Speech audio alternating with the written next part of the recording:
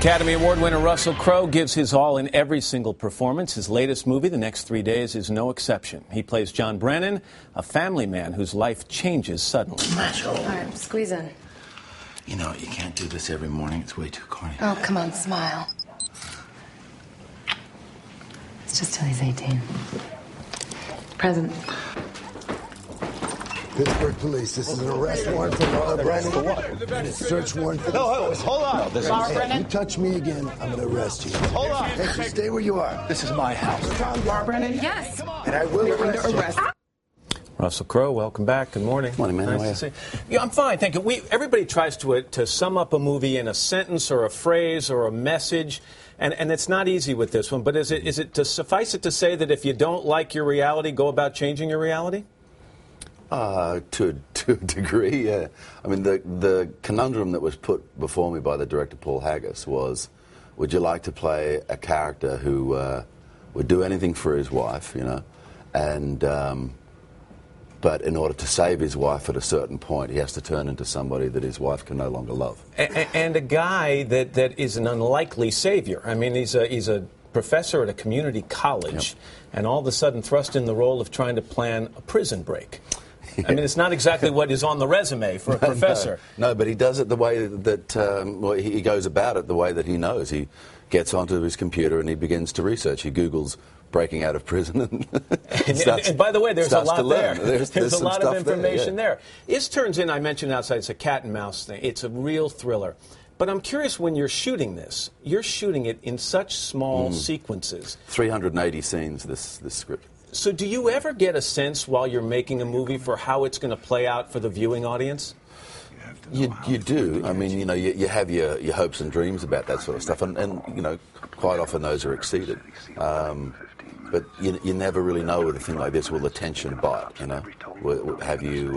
Are you seamless enough, even though you've done it spread over 50 days, and you're doing like little tiny bits of scenes and maybe doing 7 or 8 makeup changes in a day because of the nature of the story.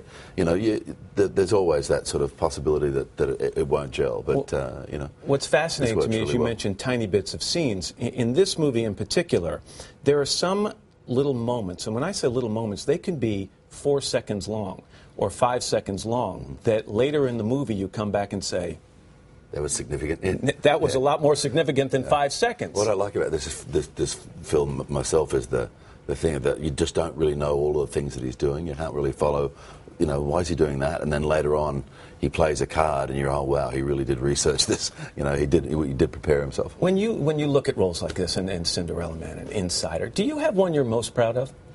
Well, you mentioned Cinderella Man. Actually, both the movies I've made with Ron Howard, A Beautiful Mind and Cinderella Man, they're probably the most taxing films. The first, you know, Beautiful Mind intellectually, and Cinderella Man physically. You know, so I'm hoping Ron gives me another call shortly. Yeah, it's time we did another one together. It's a good collaboration. I was shocked by something.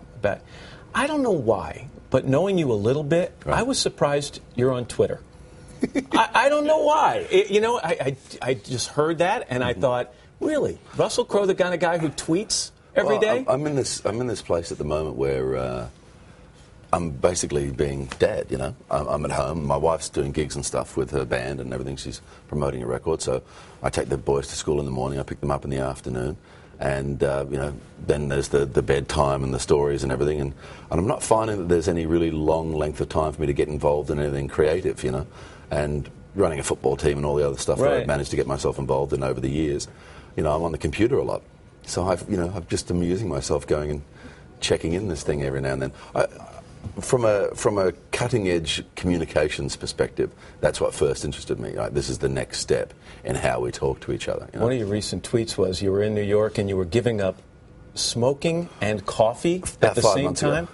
Did you realize there's a time where someone like me wouldn't dare sit across from you while you were trying to give up cigarettes and smoking, or cigarettes and coffee at the same time? My wife was pretty happy she was out doing gigs. Yeah, exactly. Did you get a little cranky? I did. I got very cranky for quite some time. You're over that now? I also felt that there was some sort of chemical change going on in my body, and I couldn't concentrate anymore. You know, I couldn't even read a book. It took me a while, a couple of months at least, to focus on that. I'm not, you know, I don't want to become the poster boy for it, man, because I'm not perfect with it. You know, the coffee was easy. Nicotine's not so easy. But yeah, I mean, I got caught smoking a cigarette by my oldest boy, Charlie. And, I'd managed to do it until he was 6 years old without him seeing me actually smoke, even though he would get into my car every now and then, when I'd been away and go, Daddy stink. So it's sort of like, I don't really like the sound of that. So that's the motivation. Stick with it. Cheers. And this movie's great, The Next 3 Days. Russell, it was Thank you, man. to Good to see you again. Appreciate it. You Cool. too.